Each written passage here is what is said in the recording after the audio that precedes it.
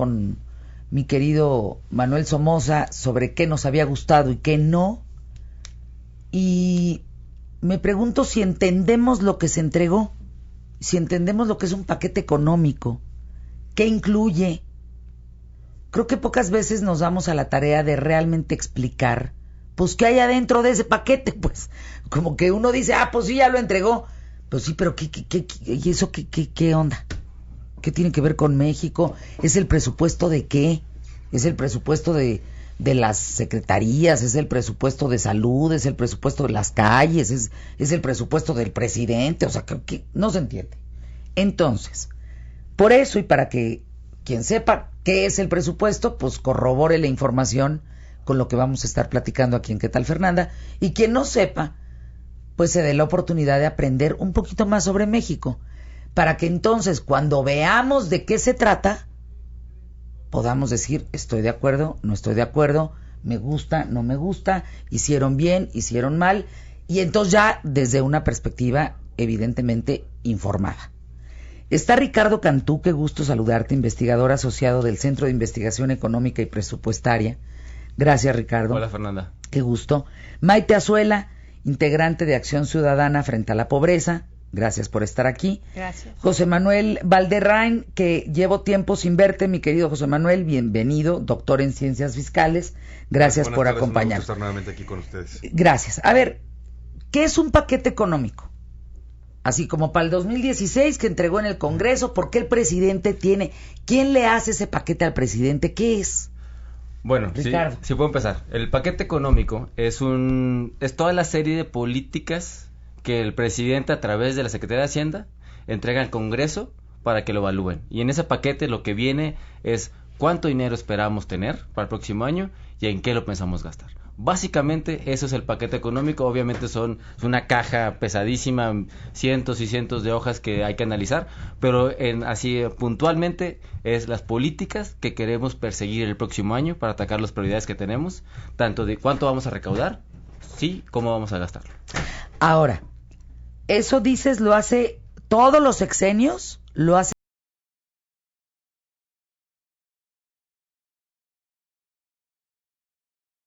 legisladores, estamos a tiempo de advertir qué parte, ¿no? Por ejemplo, Juan Manuel, que es especialista en ingresos, pero nosotros que estamos viendo cómo el gasto y cómo se ejerce y demás, qué parte todavía se puede modificar de manera que salgan beneficiados la mayoría de los ciudadanos posibles.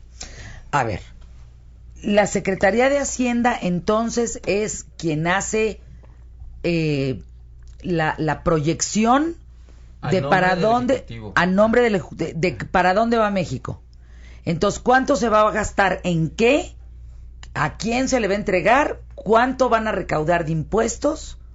¿Cómo van a generar más recaudación? Etcétera, etcétera. Y eso llega a un grupo de personas, que es el legislativo, que dice, esto estoy de acuerdo, esto no, esto sí, esto no. Uh-huh. ¿En cuánto tiempo debe de pasar ese paquete? ¿Cuánto tiempo después estos legisladores dicen, pues ya quedó? Por ley, la ley de ingresos de la Federación, donde ya tenemos las estimaciones de cuánto vamos a recaudar, tiene que pasar el 20 de octubre en el diputados, se pasa a los senadores para que ellos puedan poder inclusive dar opiniones e inclusive también hacer observaciones al respecto, y el presupuesto de egresos solamente es de los diputados y es hasta el 20 de noviembre. O sea, tenemos todo este lapso aquí hasta el 20 de octubre para decir, ok, ¿qué tan bien son las estimaciones de ingresos petroleros? ¿Qué tanto vamos a recaudar por ISR? ¿Podemos cambiar algunas leyes para poder recaudar más? Y paralelamente ver cómo vamos a gastarlo. Pero eso tenemos un poco más de tiempo, hasta el 20 de noviembre, para ver en qué ramos, en qué áreas vamos a destinar esos ingresos que estamos estimando. La idea de esto es que haya crecimiento en México, ¿no? Crecimiento del Producto Interno Bruto, el famoso PIB. ¿Qué es el PIB? ¿Qué es el Producto Interno Bruto de un país? Bueno, es la suma de todos los productos y servicios que se prestan en un país. Lo que es muy interesante en los paquetes económicos que se presentan es que, como mencionaban, se ven las políticas que pretende atacar o que pretende hacer el gobierno durante ese ejercicio.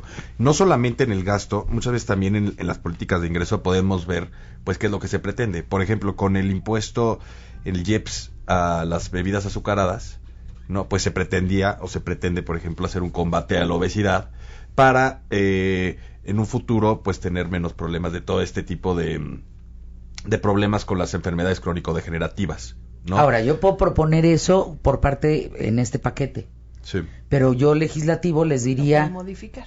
pues lo modifico porque no ha servido esa medida.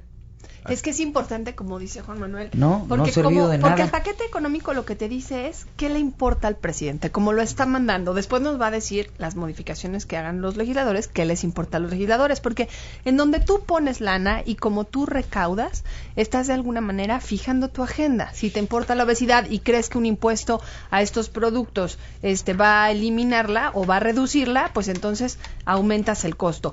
Pero aquí creo que lo importante también es revisar hacia dónde está destinando, y no sé si escuchaste, Fernanda, pero se ha hablado mucho de este presupuesto base cero, que eso es algo distinto a otros sexenios y distinto a otros años en donde el presupuesto se está enviando a la Cámara de Diputados, y hay varios recortes porque se prevé que el año entrante lo que se recaude por fondos petroleros va a ser mucho menos de lo que se prevía que se iba a recaudar por la caída del precio del petróleo. Entonces son temas que le importan a la ciudadanía, porque este presupuesto base cero, como lo entregó el Ejecutivo a los diputados, trae reducciones importantes en áreas como pueden ser pues la educación, la salud, el desarrollo social, la infraestructura, y en cambio no hay recortes, que aquí yo traigo la crítica muy efervescente, no hay recortes, por ejemplo, a todo el presupuesto que se maneja en el Congreso, tanto en la Cámara de Diputados como en la de senadores, que bueno, uno no espera que se reduzcan el salario, pero sí. 4,000 pesos, ¿no? Qué amables, de veras. Pero lo que se gastan en viajes, en viáticos, los recursos que manejan discrecionalmente, eso son no miles de millones, y no, al contrario, algunos se elevan con la justificación de que pues están adaptando a la posible inflación del año entrante, pero te das cuenta que si calculas de inflación, además están aquí pasando me suban por de la inflación. Exacto. Sí, cómo no. Ajá. Exacto. Un día de estos con más calma. Entonces, recortan a lo importante. El paquete de ahora recortan a lo importante y abren pista hacia lo que no es importante. Así es. Entonces, es lo que tú percibes, Mike. Es lo que sí. Varias organizaciones nos sumamos, entre ellos el Frente a la Pobreza, también Sociedad en Movimiento y el Instituto de Estudios de la Transición Democrática, que más que ser una organización de sociedad civil, aglutina a varios académicos y especialistas como José Goldemer, Rolando Cordera, Lorenzo Córdoba, y nos unimos porque nos dimos cuenta de que era un buen momento para alertar a los legisladores. Es decir, ya no pudimos conversar con el Ejecutivo y decirle, oiga, señor presidente, por favor, trate de no tocar estas áreas o de tocarlas con más precaución, no más estrategia. Y lo que nos dimos cuenta es que, por ejemplo, pues no se eliminan los programas que de repente no dan resultados. O sea, que quizá, ¿no? Cuando piensas en ahorrar, pues hay que echarse un clavado, revisar los programas. Hay programas que ni siquiera se miden, Fernanda, que no sabemos, ¿no? Cuando tú estás lanzando ingresos públicos en el gasto para que produzcan algún tipo de política sustentable o que mejoren la calidad de vida de las personas. Bueno, esto que está diciendo no la forma. obesidad. Exacto. O sea, tú metes un impuesto. Yo hablé con los... Me senté con 15 empresarios que tienen que ver con el azúcar.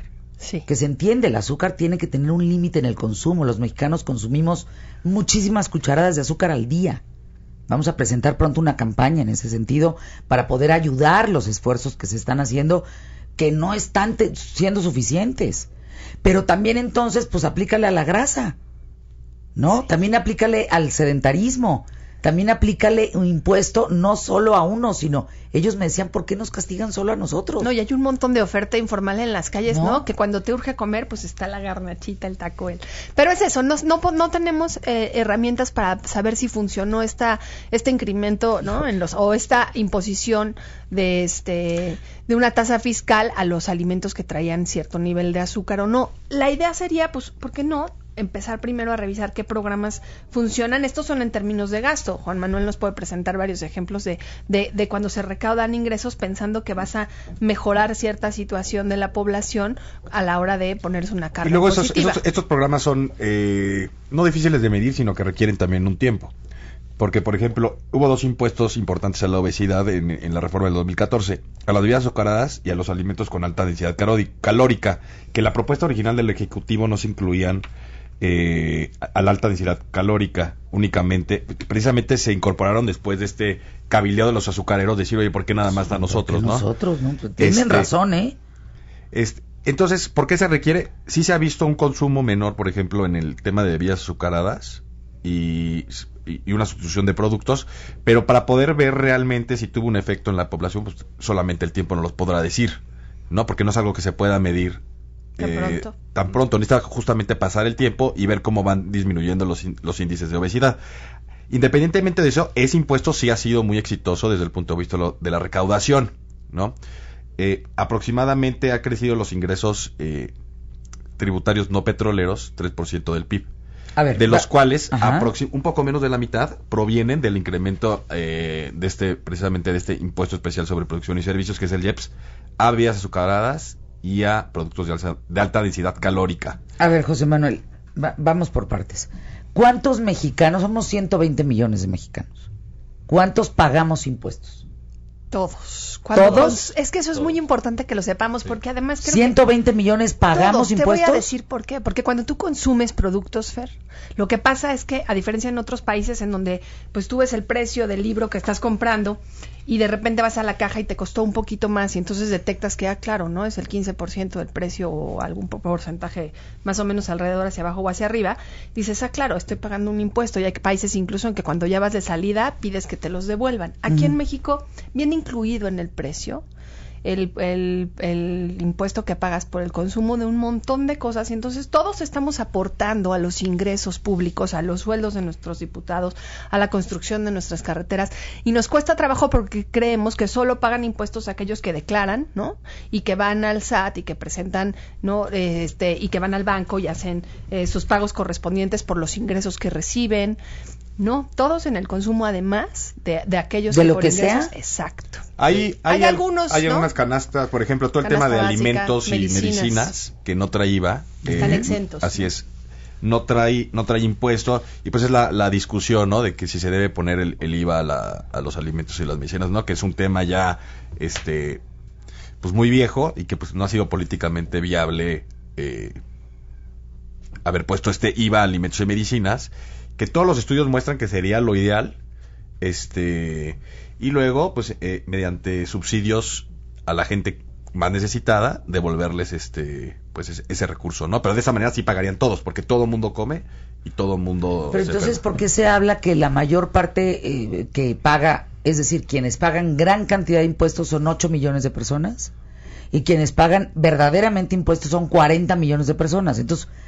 Está dividido los impuestos al consumo, que son todos los que consumimos algo. O sea, tú vas y compras una pluma y bueno, pagas ahí el impuesto, ¿no? Ajá. Y está el impuesto a la renta. El impuesto sobre la renta, que es el impuesto a las utilidades, que ese sí es el que, pues, ¿cuánto se recauda? Parte de la... ¿Sabemos de la cuánto se recauda? Sí, de ISR. De ISR estamos recaudando alrededor de 6 puntos del PIB. O sea, es como $1 billón de pesos. Un millón de millón. Eso es poco. Eso es, pues mira, estamos recaudando, es el impuesto más importante del ISR por mucho. Es el que más recauda de todos. Sin embargo, regresando hasta el tema de quiénes pagan, todos pagamos. Si bien hay gente que paga más porque está yendo al SAT a hacer su declaración sobre sus ingresos, todos eventualmente estamos pagando por lo que consumimos con el IVA, por lo que consumimos con el IEPS, por lo que pagamos cuando usamos gasolina, en dado caso que estamos pagando un impuesto y no recibiendo beneficios, pero también, por ejemplo, el petróleo. Si es de todos, si verdaderamente el petróleo es de todos, al final de cuentas, algo de nosotros, algo de nuestra riqueza nacional, estamos aportándole a la federación para que utilice esos recursos. A ver, ese paquete económico, ¿de dónde viene la economía? ¿De dónde vienen los dineros de ese paquete? Qué bueno que haces esta pregunta, porque ahorita me mencionaste que lo importante del paquete es el crecimiento del PIB, y qué es el PIB y todo eso. Yo diría que justamente hay que cambiar esa visión ya. Porque el sistema fiscal empieza y termina con la población. La población es que tiene los recursos, la población es que tiene las necesidades. Entonces, si entendemos realmente la diversidad de la población, qué tanto tiene cada cual, que ya sea por ingresos, qué consumen, bienes naturales, petróleo, pesca, mares, etcétera, cuántos recursos realmente lo posee la población, de ellos sacamos el dinero sin distorsionar su bienestar, digamos, sin generar más pobreza en quitarles dinero, sin generar mayor desigualdad a quitarles dinero, y ya una vez sabiendo cuánto podemos quitar, regresárselos acorde con unas prioridades que tengamos. Seguridad social universal, salud para todos, pensiones, educación de calidad, seguridad, infraestructura. Pero primero tenemos que saber quiénes son los que están contribuyendo, de qué forma ellos pueden contribuir, o sea, entender la población como de ahí empezamos y ahí tenemos que terminar. No es porcentajes del PIB, no es miles de millones de pesos, es cuántas personas estamos atendiendo, cuántas personas le estamos quitando dinero. A ver. Además, otra cosa importante, puede crecer el PIB, pero hay que ver en manos de quién crece, ¿no? Porque entre más desigualdad haya, puede seguir creciendo el PIB, pero seguir creciendo la desigualdad. Entonces, crecer el PIB de un país, pero crecer en pocas manos. Entonces, también es muy importante eso es lo que ahora se está pasando. Hay más ricos y hay más pobres. Y la clase media, pues, está volviéndose o pobre o rica. Sí, y se hace más estrecha. Y ahí es importante cuando tú haces la pregunta de quiénes pagan impuestos. Si nosotros nos asumimos como contribuyentes en lo que consumimos, si nos asumimos como explicaba él, como de alguna manera pues socios del petróleo, socios de los recursos naturales que de alguna manera le generan ingresos e insumos a nuestro gobierno, quizás seamos más exigentes y vigilemos con más cuidado en qué se lo gastan, Fernanda. Aquí vale la pena pensar que hay otra manera de ahorrar y de recaudar. Hay muchas condonaciones de impuestos a las más grandes empresas. Si tú revisas los reportes que da la Auditoría Superior de la Federación, que es esta institución que pues revisa cómo recaudó el gobierno, muchas de las críticas que hace la auditoría es que las empresas que más ingresos tienen acaban pagando, y no te voy a exagerar, a veces al año 43 pesos de impuestos. Y tú, como una empresaria, una conductora, una profesionista, seguramente triplicas el pago de dinero que le das al gobierno con tu labor. Entonces, también había que revisar estas condonaciones de impuestos que se hacen a las grandes empresas. Vamos a ir a una pausa.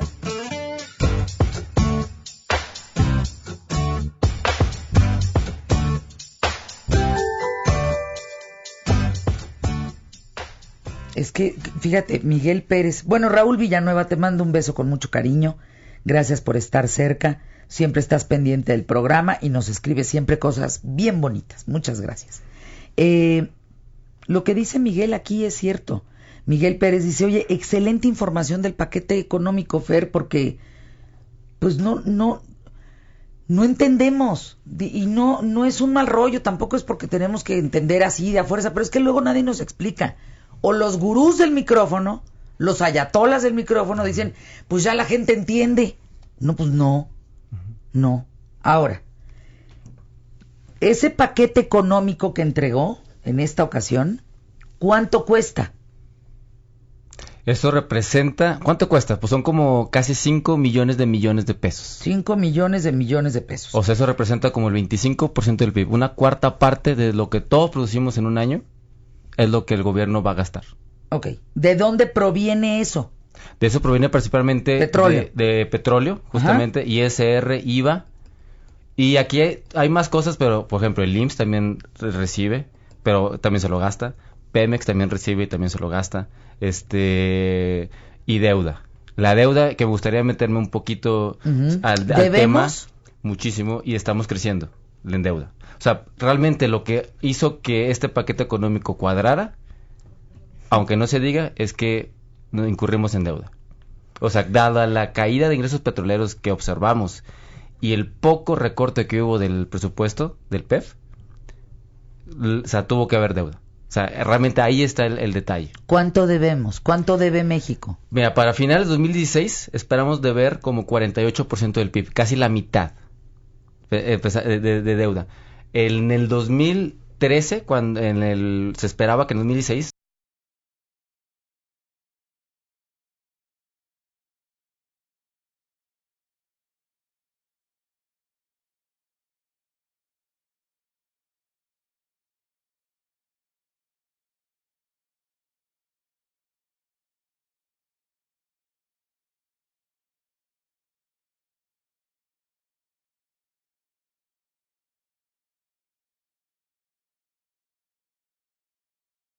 que se adquiere, la verdad es que hubo un esfuerzo importante en otros sexenios, Fernanda, por contraer la deuda, por fortalecer las finanzas internas de manera que no tuviéramos que recurrir a dineros de otros, porque además después nos salen muy caros y eso nos empobrece como sociedad.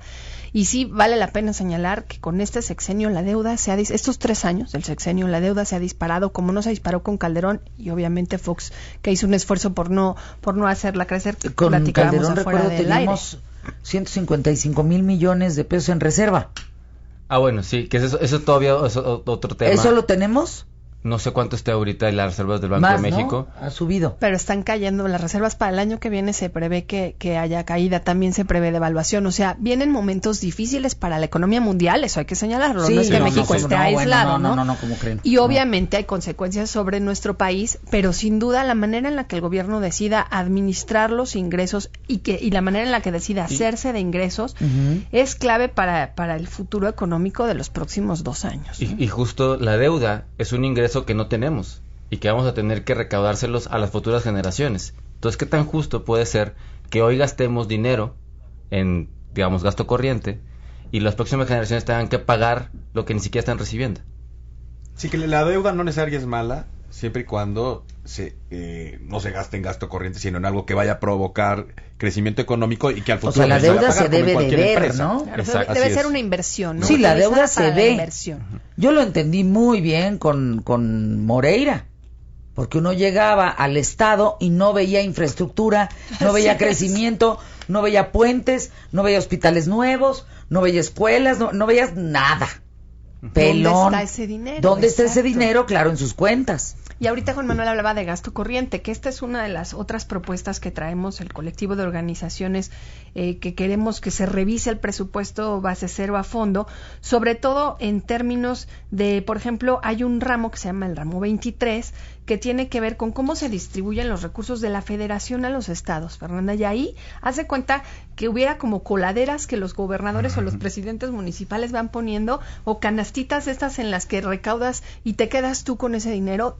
De repente te das cuenta que todo el dinero que se mandó al ramo 23 no se ve en los municipios, no se ve en los estados. Entonces, pues la federación está ahí inyectando un montón de dinero al que no le da un muy buen seguimiento y que se pierde, no llega a la población. A ver, pregunta para rápido irnos a pausa.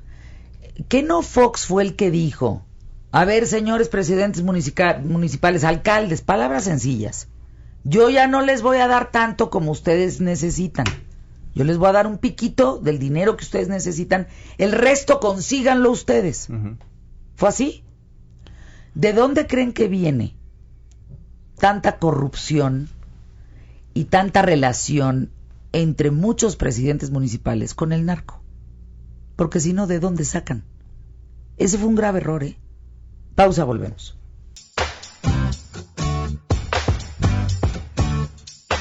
No se imaginan de verdad el gusto que me da. Gente que me dice, Fer, yo nunca había escuchado a alguien que se dé a la tarea de explicarnos, como ellos tres, pues qué onda con el paquete económico, porque yo no entiendo, pues es que si no entendemos, ¿cómo vamos a exigir? Exacto. Entonces necesitamos estar informados. Cuando uno dice, ay, sí, el paquete económico, pues que uno sepa qué, de dónde, por qué, cuánto vale, para dónde va, todo, ¿no? Algo muy importante del paquete económico es, podemos ver si hay o no una propuesta de mayores impuestos, que en este paquete económico en lo particular no lo hay. Hay incentivos, hay algunos incentivos fiscales. Y otro tema importante es, también se puede hacer un análisis, digamos, para los empresarios, de ver hacia dónde ve el gasto del gobierno y ver en qué áreas va a haber dinero. Y entonces eso es un nicho de oportunidad pues para negocio también, ¿no? Entonces es un análisis importante. Leer el paquete económico y decir, bueno, el año pasado se gastó más en el sector salud y este año se va a gastar más en infraestructura. Bueno, pues en esta industria va a haber más recursos, porque finalmente el gobierno es un motor de los diferentes sectores también de la economía. Dice, por ejemplo, esto que están planteando representa que tenemos que tener, y lo pone entrecomillado, austeridad para el año 2016, o sea, tenemos que gastar a lo mejor, preocuparnos solamente en vestido, en alimento y en educación, por ejemplo, ¿no? Yo creo que sí se necesita que el gobierno haga serio su trabajo de qué está gastando, hacerlo más eficaz, más eficiente. O sea, no austeridad en el sentido de que no hay dinero, sino que si bien podemos tener dinero, hay que gastarlo bien, hay que gastarlo con objetivos claros, con realmente serios, en el sentido, ¿qué quiero yo para el próximo año? ¿Reducir la pobreza en cuánto? ¿Reducir la desigualdad en cuánto? ¿Que cuánta calidad sea en el IMSS, en el ISSSTE? ¿Y eso está en el paquete económico o no? Pues yo diría que por lo contrario, desafortunadamente el paquete económico lo que está promoviendo en este momento es una austeridad, sí, pero lo que te comentábamos al inicio del programa, una austeridad en programas que lo que hacen es atender las, no me gusta llamarle necesidades, sino me gusta recurrir a capacidades básicas de la población, porque una vez que están cubiertas esas capacidades básicas, ya la población puede empezar a valerse por sí misma. Y son estas, Fernanda: salud, educación, desarrollo social, infraestructura. Es ahí donde vienen fuertes recortes con la intención del gobierno de ahorrar, efectivamente, pero aquí la invitación sería a que el gobierno fuera más creativo y sobre todo más autocrítico en términos de que pues las tijeras habría que meterlas a otro lado, en donde pues no necesariamente hay tantos recursos. Efectivamente pues sí vamos a tener que meterle algún recorte a estos rubros, pero de una manera más estratégica. Y nuestra pregunta al gobierno sería, oye, ¿por qué no le metes mano, por ejemplo, a los recursos de los partidos políticos, Fer, que son... Bájalos. O sea, bájalos, redúcelos, cambia la fórmula, porque ¿sabías que los recursos se calculan por cada credencial de elector que existe? Entonces, si tú estás en la lista nominal, en el padrón de electores, eso va creciendo indefinidamente, ¿no? Pero eso viene arrastrándose desde siempre. Así es. Sí. ¿Por qué se les paga tanto a los partidos políticos? ¿Por qué se les paga tanto a los legisladores? Y ellos podrían poner de ¿Por qué alguna se les manera el paga ejemplo, tanto? y en esta idea de que sí, necesitamos restringir nuestros gastos porque efectivamente el precio del petróleo nos va a traer una fuerte reducción en el PIB el año entrante. Bueno, pero ¿qué creen? Que nosotros no solo nos estamos recortando estos 4,000 pesos que contabas tú, sino estamos haciendo un importante ejercicio de ahorro en todo lo que se gasta en sus bonos, su seguro de médico privado, el financiamiento de sus campañas. Creo que hay muchas áreas de oportunidad que, aunque son pequeñitas, ¿no?, vale la pena que ellos también empiecen a poner lo que a ellos les corresponde para este ahorro y esta austeridad. Y hay un dato importante, que para el 2016... Tenemos 2 minutos. Para el 2016 las leyes que tenemos ahorita hace que el 80% del presupuesto sea obligatorio, sea ineludible. Esto representa pago de la deuda, participación y aportaciones a estados y municipios, otro tipo de gastos que no podemos reducirlo. Si bien se quiso un presupuesto base cero, no se puede reducir por las leyes, porque ahorita no nos permite. Y para mí se me hace muy irónico que pongan como gasto obligatorio pagar los intereses a los bancos, que son como el 2% del PIB, a que sea un gasto obligatorio reducir la pobreza, el que la salud esté de calidad. Fíjense que va quedando más claro como todo esto. Yo los quiero invitar a que vengan por lo menos una vez al mes, hasta que entendamos, hasta que sepamos dinero. Encantado. A ver, es como vivir en una casa en donde uno no sabe cuánto se aporta a la casa, cuánto se gasta en la casa, cuánto se debe de la casa y si se puede ahorrar para la casa. Y hay un tema ahí bien interesante. Pues está canijo. Exacto. Que se Es tocó. nuestra casa, es México. Exacto. Exacto. Hay un tema bien interesante que se tocó: las aportaciones y participaciones a los estados y municipios. Es una cantidad muy importante la que se da. Los estados y los municipios no están queriendo recaudar. Prefieren que, digamos, el gobierno federal les esté haciendo sus transferencias federales. Y si lo quisiéramos llevar a una casa, por una parte quieren ser autónomos y libres, como lo dicta la Constitución, ¿no? Entonces sería como un hijo adolescente, ¿no?, que exige todo el dinero, pero que también exige toda la libertad. Yo creo que también es momento importante en que los estados y municipios pues empiecen también pues a recaudar impuestos. Fíjate, México recauda con los nuevos incrementos que se han hecho más o menos 13% del PIB de recursos tributarios no petroleros, contra aproximadamente 17, 18 que es el promedio de los OCDE. Es decir, estamos abajo, pero no tan abajo. Si nosotros nos vamos a niveles municipales, estamos 2000% abajo. No, bueno. O sea, Imagínate. es algo Recaudo impresionante. nada. No se recauda absolutamente nada. Es muy importante hablar de esto. Regresen, por favor, Ricardo Cantú, Maite Azuela, José Manuel Valderrain. Regresen para seguir platicando de esto. Y bueno, aquí todavía tenemos al 20 de octubre, por lo que entendimos, y al 20 de noviembre, pues que los legisladores hagan su trabajo para redefinir a dónde se vira ese dinero. Que sea conveniente para el país, no para Exacto. los partidos políticos, por favor. Exacto.